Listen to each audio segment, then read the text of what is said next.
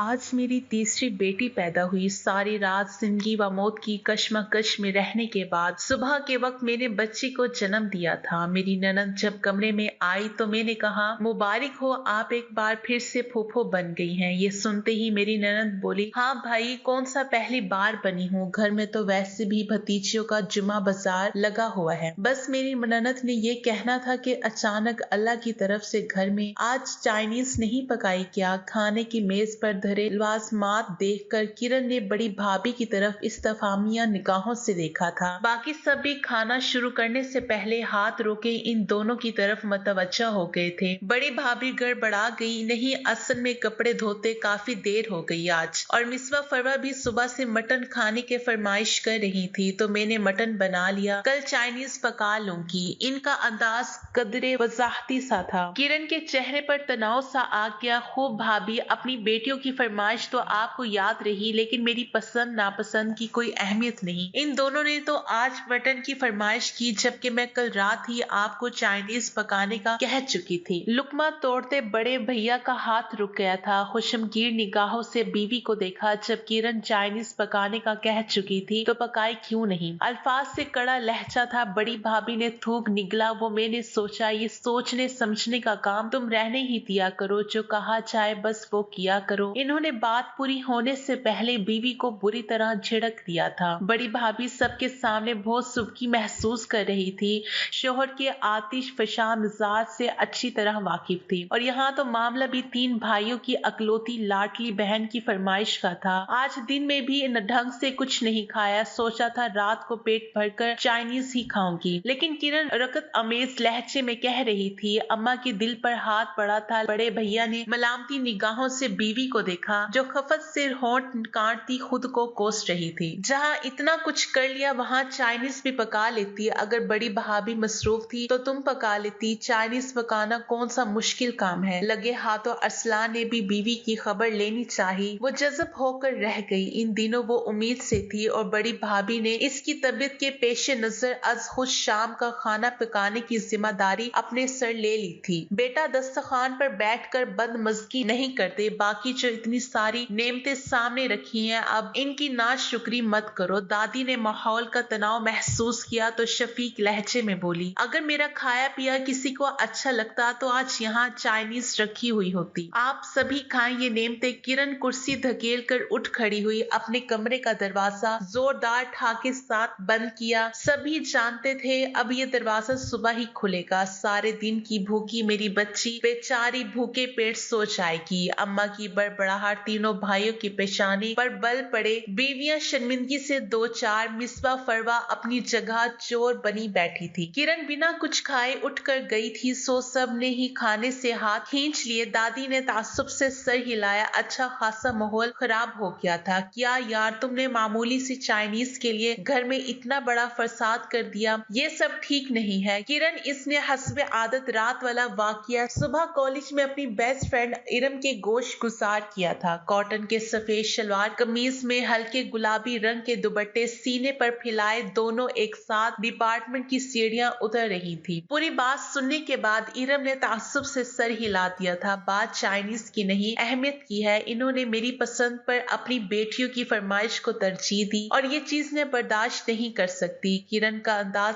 ऐसा था जो क्या बिल्कुल ठीक किया। उसे अपने रवैये पर कोई नदामत नहीं थी। इनकी बेटियां तुम्हारी भतीजियां होती हैं। इरम ने जोर देते हुए गोया इसे याद दहानी करवाई थी। जो भी है, किरण ने सर झटका, तुम्हारी भाभी के दिल में तुम्हारे खिलाफ मैल आ गया होगा। सबके सामने तुम्हारी वजह से उनकी अच्छी खासी बेइज्जती हुई, तो गलती भी तो उन्हीं की थी। इरम सीच होकर उठी, तो क्या लाजमी है कि हर गलती करने वालों को सबके सामने जलील करवाया जाए। तुम क्यों इतनी साइड ले रही हो इनकी। वो मेरी भाभी हैं, तुम्हारी नहीं। हद हो गई। किरण उल्टा इसी पर चढ़ दौड़ी थी। मैं साइड नहीं ले रही, हक की बात कर रही हूँ। मामूली बातों पर यूं हंगामा खड़ा करना कौन सा दुरुस्त अमल है। थोड़ी सी कमी पेशी भी हो जाए तो इंसान को समझौता कर लेना चाहिए। इरम का समझाता हुआ लहजा इंसानियत लिए हुए था। किरण ने तनसिया सर झटका और कहा कि समझौता वो करते हैं इरम जिन्हें जिंदगी में बहुत महरूमियां मिली हो। मेरे पास भला किस चीज की कमी है जो मैं मामूली बातों के लिए अपना दिल मार कर समझौता करती फिरूं। तफखराना लहजा, जाम भरा अंदाज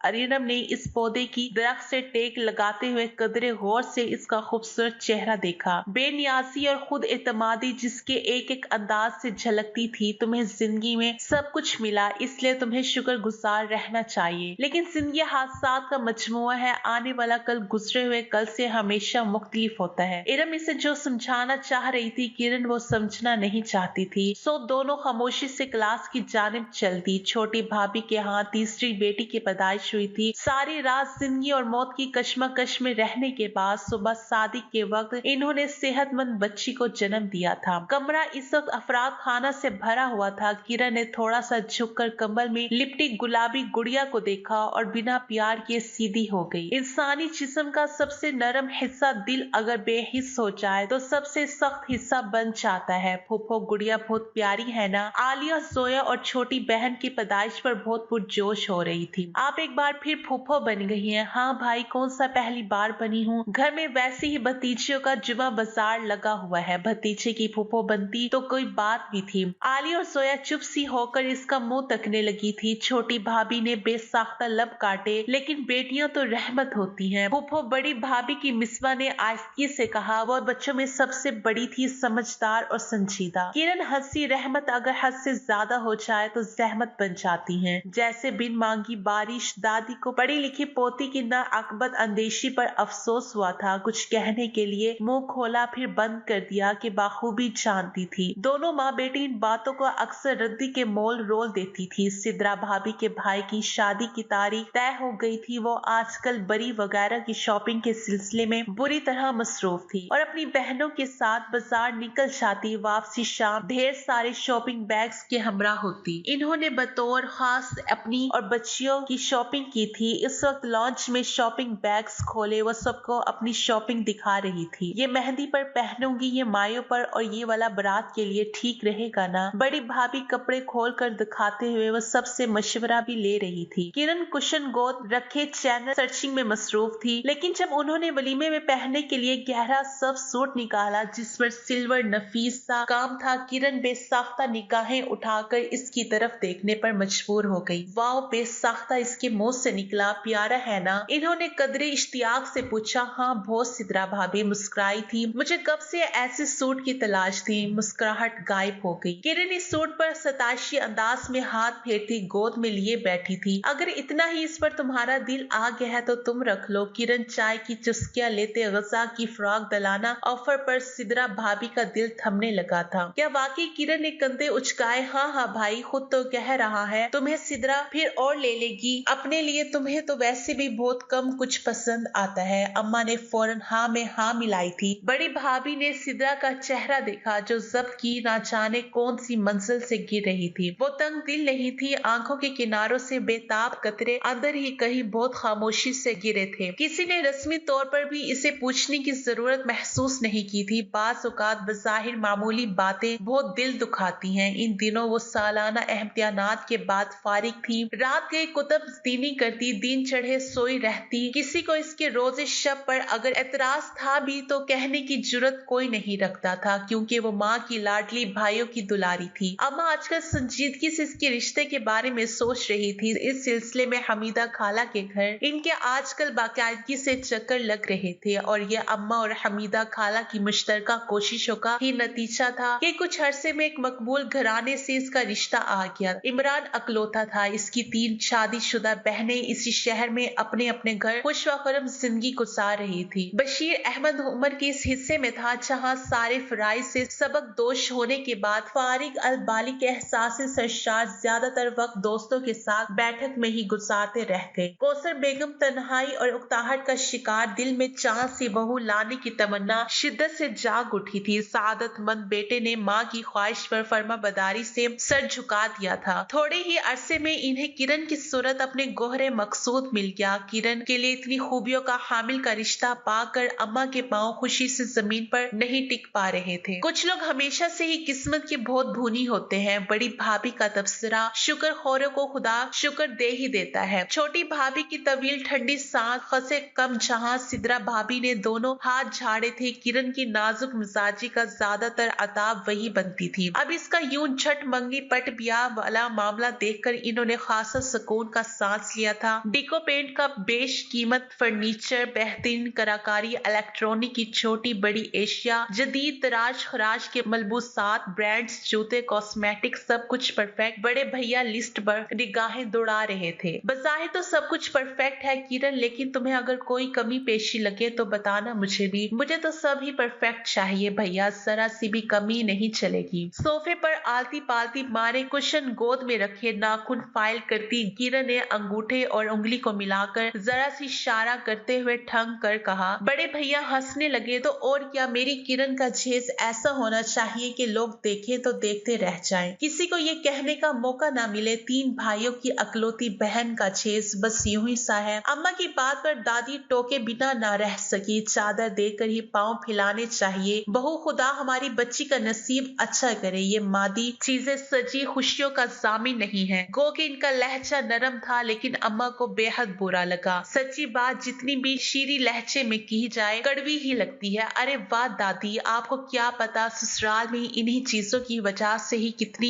इज्जत बढ़ती है। किरण ने दादी के पुराने ख्यालात को नाक पर बैठी मक्खी की तरह उड़ा दिया। अपनी अपनी सोच की बात है दादी। गहरी सांस खींचकर चुप हो गई। इन्हीं पोती का यूं बड़ों की मौजूदगी में अपनी शादी और जहेज वगैरह के मामले में बोलना नागवार लगा था। अच्छा तुम फिक्र मत करो, हम तुम्हारी शादी में किसी किस्म की कमी नहीं छोड़ेंगे, चाहे किसी से उधारी क्यों ना पकड़ना पड़े। आखिर एक ही तो बहन हो। हमारी अली भैया की बात पर किरण की गर्दन एहसास तफाकर से कुछ और अकड़ गई थी। कुछ लोगों के लिए शादी बोर बोर का लड्डू होती है, लेकिन किरण के लिए फूलों की सेज साबित हुई थी। इसी साल में मान मकाम आराम सब कुछ मिला था। वो शक्म सी थी, मजाज की ताजगी अरूज पर क्यों करना पहुंचती। भाभी इधर बाएं तरफ दीवार के साथ 2 स्टेप बने हुए थे। जब कभी बोर हो तो इस पर चढ़कर हमसाइयों के घर छाती मार लेना, सच में सारी बोरियत दूर हो जाएगी। शादी से पहले मेरा और अलीना का ज्यादातर वक्त इन्हीं स्टेप पर चढ़कर दीवार पार हमसाइयों के से बातचीत करने में गुजर जाता था। अभी मैं तो जब भी अम्मी के यहाँ आऊं तो टाइम निकाल कर लाजमी इधर चढ़ती हूँ। इसकी ननद सादिया चाय के कप में चीनी मिलाते हुए कह रही थी। सच मुफ्त का मोल है। अलीना खांसी थी, फिर अपनी चाय का कप उठाकर दूसरा इसकी जानिब बढ़ाया। किरण ने यूं ही सर हिलाया। दीवार पर कौन सा प्रिंस विलियम अपनी फैमिली के साथ रहता है जिसको देखने के लिए मैं इतनी मुशक्कत करूं। नफासत से चाय का कप थामे किरण ने अखौत से सर झटका था और रेली इमरान का रद्द अमल तवक्का के ऐन मुताबिक था। किरण ने मुस्कुराते हुए शाने उचकाए, मतलब मैं बाप बनने जा रहा हूँ। इमरान की पुरमुसरत बेयकीन से लहजे पर इसने मसनूई खिजगी से आबरू चढ़ाए थे। तो क्या मैं झूठ बोल रही हूँ? अरे नहीं यार, तुमने अचानक इतनी बड़ी खुशखबरी सुना दी, समझ नहीं आ रहा कैसे अपनी फीलिंग जाहिर करूं। इमरान मोहब्बत पाश लहजे में बोल रहा था। वो दिन और ऐसे आगे तलू होने वाला हर दिन किरण के लिए अपनी दामन में बहुत कुछ लेकर आता। मोहब्बत, तवज्जो, मान व मगरूर सी अनवाजिशात को हक समझ वसूल करती रही। छोटी भाभी फिर उम्मीद से थी। भाभी अल्ट्रासाउंड करवाया, इस बार भी बेटी तो नहीं? नेल पॉलिश पर फूंके मारते बज़ाहिर वो हमदर्दी से पूछ रही थी। कपड़े इसने कटते छोटी भाभी के हाथ लम्हे भर के लिए थमे, फिर आहिस्तगी से कहा, हाँ जो खुदा को मंजूर। किरण ने तंसी हकारा भरा था। इन दिनों इमरान की ऑफिस में मसरूफियात बढ़ गई थी। कौसर बेगम की अपनी मसरूफियात थी। किरण जूस पीकर आराम करके अपने लिए रखी गई कुल वक्ती मुलाजमत को हमा वक्त अपने सर पर सवार देखकर बुरी तरह उकता गई थी। बाज़ औक़ात बहुत ज्यादा आराम भी थकावट का सबब बनता है। यूं ही बैठे बैठाए एक दिन न जाने इसे क्या सूझी, बाएं जानिब दीवार के साथ बने स्टेप पर चढ़कर दीवार पर दोनों हाथ जमाए दूसरे ही लम्हे इसे अपना दिमाग चकराता हुआ महसूस हुआ। वो तो कोई और ही दुनिया के मोटे नक्कूश के हामिल सांवली औरतें, सितारों से झलमलाते रेशमी कपड़े, नकली ज़ेवरात पहने दुबली पतली लड़कियां और निक्कर बुनियाद में मलबूस शोर मचाते कच्चे सहन में भागते दौड़ते बच्चे, हर उम्र साइज के बच्चे, हर कोई मुतहरिक कामों में बातों में किरण पर नजर पड़ी। दुल्हन सियाह शलवार पर जामली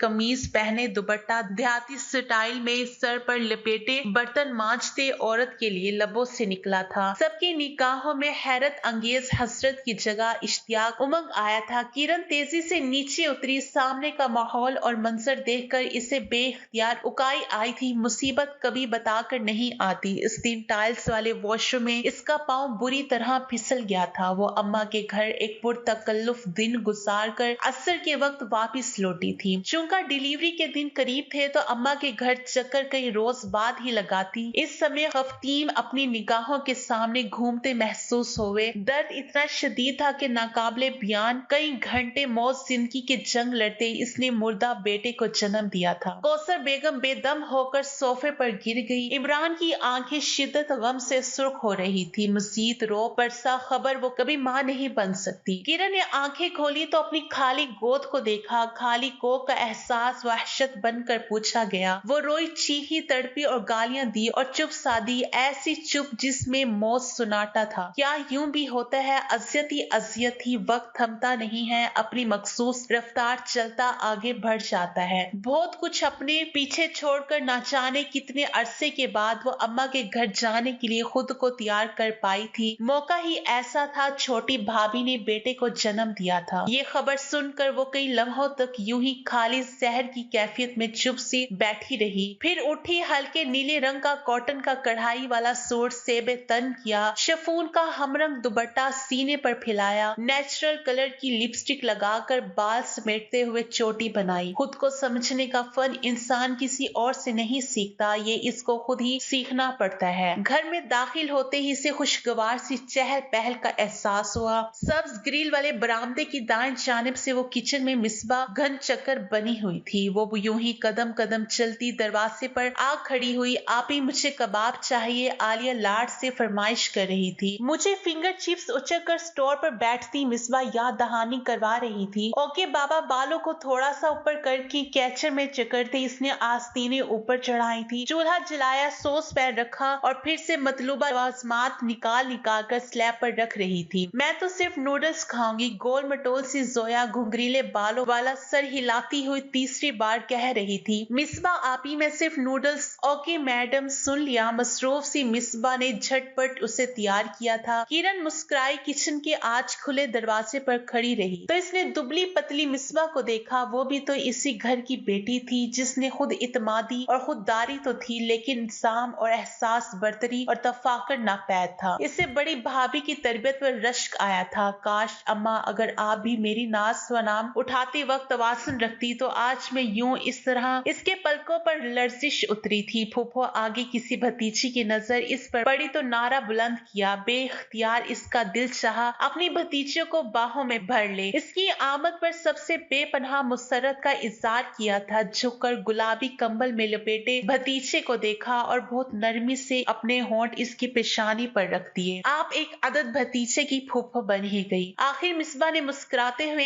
इसके कंधे पर हाथ रखा था। फूफो भैया प्यारा है ना? गुड़िया बहुत इश्तियाक से पूछ रही थी। प्यारे तो तुम हो गुड़िया, भैया से भी ज्यादा। इसने गुड़िया को अपने बाहों में भरकर जोर से बीच लिया था। इसे गुड़िया की पैदाइश पर अपने कहे अल्फाज याद आ गए। अगर वो हादसा ना हुआ होता तो आज तुम भी छोटी भाभी ने ये बात अधूरी छोड़ दी। जो अल्लाह को मंजूर, किरण ने आहिस्ती से कहा। बाज़-औक़ात अपने ही कहे अल्फाज मुंह पर तमाचे की तरह आकर लगते हैं। आज भी वो अपने कदमों को किसी मामूल की तरह बाएं दीवार के साथ बिना स्टेप चढ़ने से रोक नहीं पाई थी। मंजिर वही था, इसके देखने का अंदाज बदल गया था। बर्तन मांजती रशीदा को एक खुशगवार सा तस्करा छेड़े हुए थे। इसकी मदद के ख्याल से धुले हुए बर्तनों के टोकरे उठाकर चारपाई पर रख दे। सफूरा हमातन गोश थी। दुबली पतली ज़ैनब मोबाइल पर गाने लगाए दुपट्टे कमर पर किसी कच्चे सहन में पानी का छिड़काव के बाद झाड़ू लगा रही थी। करीबी चारपाई पर नसीम अपने 2 साला बेटे को नहलाकर इसके गर्दन पर ढेर सारा खुशबूदार पाउडर डालने के बाद आंखों में सिलाइयां भर भर कर सुरमा डाल रही थी। कुछ मंजर बहुत मुकम्मल होते हैं, मुकम्मल और भरपूर। वो बेख्तियार सोचती गो कि इसने काफी हद तक खुद को संभाल लिया था। फिर भी इसकी कमी अम्मा को खटकती। इनकी तसल्लियां दलासी वो खामोशी से सुनती और बच्चा अडॉप्ट करने का मशवरा नरमी से रद्द कर देती। इसे ऐसी मरहूमी के सहारे जिंदगी गुजारनी थी ताकि ये कमी उसे एहसास दिलाती रहे कि हम बशर हैं और हमें अपनी औकात में ही रहना चाहिए। नाज़रीन, ये थी आज की हमारी कहानी। वीडियो अगर पसंद आए तो लाइक और शेयर जरूर कीजिएगा और हमारे चैनल को जरूर सब्सक्राइब कीजिएगा ताकि हर आने वाली वीडियो को नोटिफिकेशन बर वक्त आपको मिल सके।